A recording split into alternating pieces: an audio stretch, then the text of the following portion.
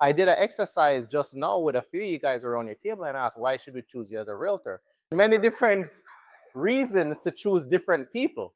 And the key is to ask and see exactly what that person wants. So you could be that realtor for them, or that you pull that version of yourself out for them.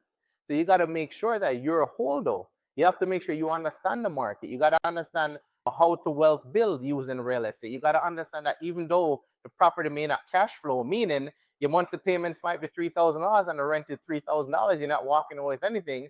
You maybe have to pay $200 a month to cover bills. But still, you have to understand on the long term what that means in terms of wealth building, right? You got to understand how they could consolidate certain debt.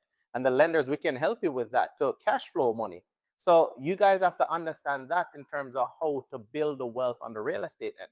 Because at the end of the day, when it's all said and done, there's only three major ways. You guys have heard this before of how to really create generational wealth consistently. I'm not talking about Forex. I'm not talking about crypto. I'm not talking about NFTs. I'm talking about consistent. If you look in the history of how to create wealth, right? A lot of those things, crypto and they work, but you have to understand it, because if you don't understand, you can lose a lot of money. Forex, same thing. It works. It's very volatile. You have to understand it.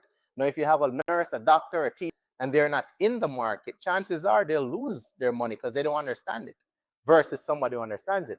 So the most traditional person invests in stocks, buying businesses, or real estate, right? And as I said, to buy $1 million worth of stock, you need $1 million. To buy $1 million business, you need $1 million business, or you need some kind of business funding. But then you got to understand business to know run that. So most people don't do that unless you're a complex investor. You understand how systems work. So where does it lead the majority? Real estate. They know how to buy a property, and if you want to buy $1 million property, you may only need 5% or 10%. You don't need $1 million to buy it. So you entry level, you get in there and you look at the blended return of how that will appreciate. You guys have to understand that.